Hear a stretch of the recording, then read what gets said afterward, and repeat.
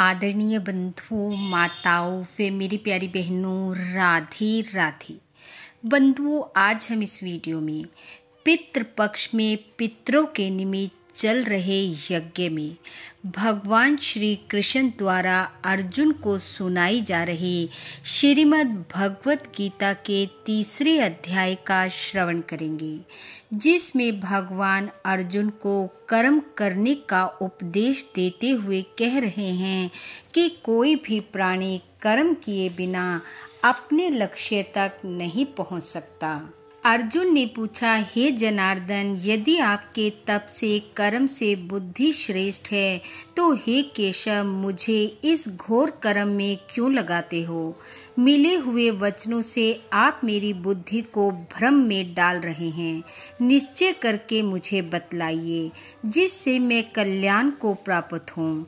भगवान श्री कृष्ण बोले, हे निष्पाप अर्जुन, मैं पहले समझा चुका हूँ कि इस लोक में 2 प्रकार की निष्ठा कही है।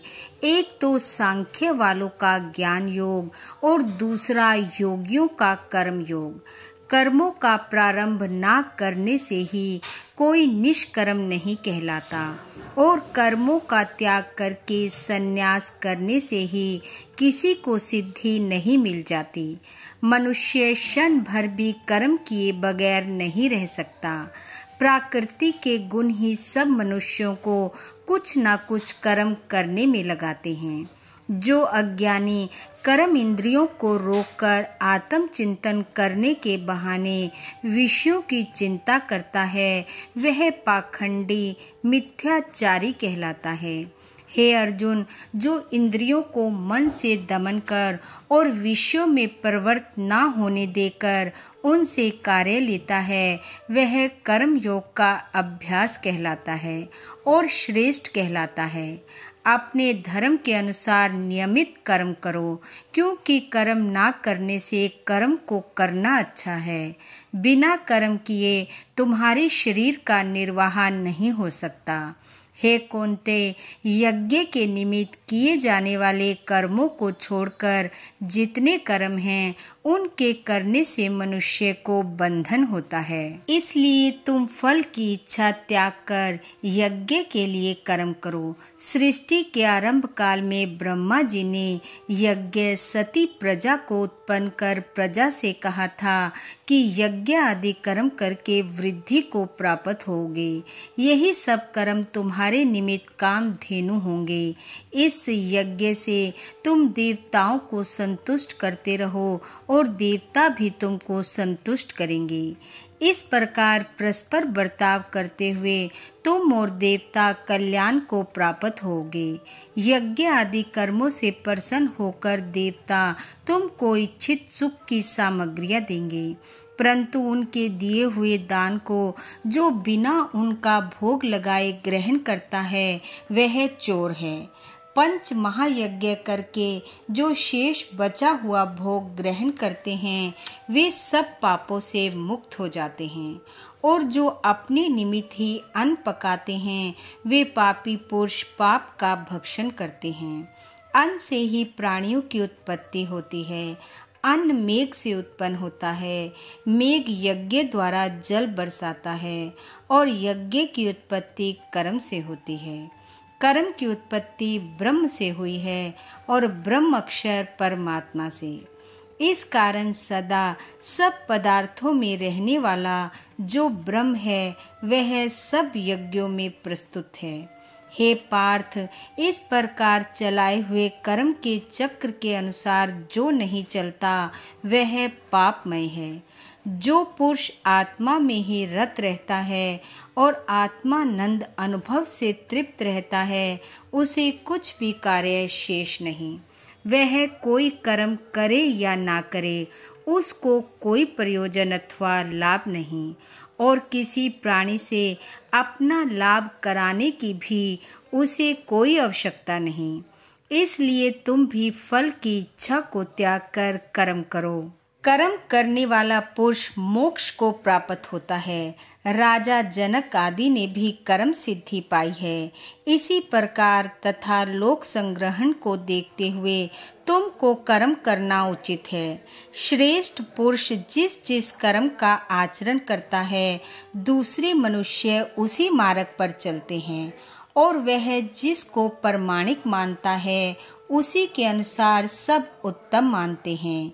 हे पार्थ, मुझको तीनों लोकों में कुछ भी कर्म शेष ना रहा और ना कोई अप्राप्त वस्तु प्राप्त करनी है, फिर भी मैं कर्म करता ही रहता हूँ।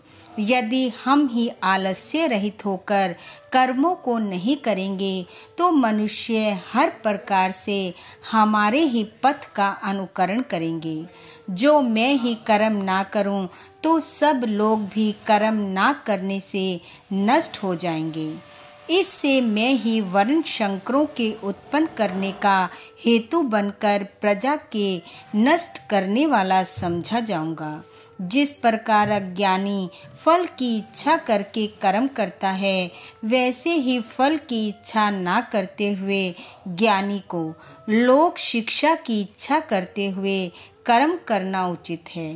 कर्म में आसक्त अज्ञानियों की बुद्धि में ज्ञानी भेदभाव उत्पन्न ना करें, परंतु जिनकी बुद्धि अहंकार से भ्रष्ट है, ऐसे मूर्ख लोग समझते हैं कि हम कर्ता हैं।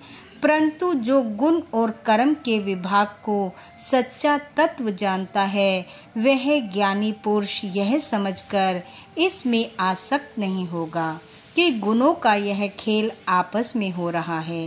हे अर्जुन, अध्यात्म बुद्धि से सब कर्मों को तुम मुझ में अर्पण करके कर्म फल की आशा छोड़कर संग्राम करो। जो पुरुष श्रद्धा पूर्वक मेरे वचनों पर दोष दृष्टि करते हुए इसको ग्रहण नहीं करते, वे संपूर्ण ज्ञान से रहित हैं। उनको नष्ट हुआ जानो। अपना कठिन धर्म भी दूसरों के सहज धर्म से हितकर होता है। सब धर्म में मरना भी कल्याणकारक है, परंतु अन्य धर्म भयानक हैं। अर्जुन बोले, हे कृष्ण, पुरुष को पाप करने की इच्छा ना होते हुए भी कौन उसे बलपूर्वक पाप के मार्ग में प्रवृत्त करता है। श्री कृष्ण बोले, हे अर्जुन, रजोगुण से उत्पन्न होने वाला काम और क्रोध मनुष्य को पाप मार्ग में ले जाता है। इसे करके उत्पन्न इच्छा कभी तृप्त नहीं होती। ये महापापी और घोर शत्रु हैं। जैसे धुएं से अग्नि, धूल से दर्पण और झिल्ली से गर्भ का बालक ढका रहता है, उसी प्रकार विषय की इच्छा से आत्मज्ञान ढका हुआ है। हे कुंती पुत्र, इस शत्रु काम को करके ज्ञानियों का ज्ञान आच्छादित हुआ है। इंद्रियां, मन और बुद्धि इस काम के आश्रय स्थान हैं। इनके सहारे विषय इच्छा ज्ञान को आच्छादित करके जीव को मोहित कर लेता है। इसलिए तुम सर्वप्रथम इंद्रियों को वश में करके ज्ञान और विज्ञान को नष्ट करने वाले इस पापी काम को जीतो। कहते हैं कि इंद्रियां प्रबल हैं और इंद्रियों से भी प्रबल मन है। इस प्रकार जो बुद्धि से परे है, इस आत्मा को जानकर निश्चयात्मक बुद्धि द्वारा मन को निश्चल करके, हे महाभाव, तुम इस दुर्धर शत्रु काम को जीत लो। इति श्रीमद् भगवद गीता सुपनिषद सुब्रह्म विद्या योग शास्त्रे श्री कृष्ण अर्जुन संवादे आत्म कर्म योगो नाम तृतीय अध्याय समापत। बोलो भगवान श्री कृष्ण की जय। बंधु, भगवान श्री कृष्ण वे आपके पितृ पूर्वजों की कृपा आप वे आपके परिवार पर सदैव बनी रहे। आपका घर आंगन खुशियों से महकता रहे। इन्हीं शुभकामनाओं के साथ आप सबका बहुत बहुत धन्यवाद। राधे राधे।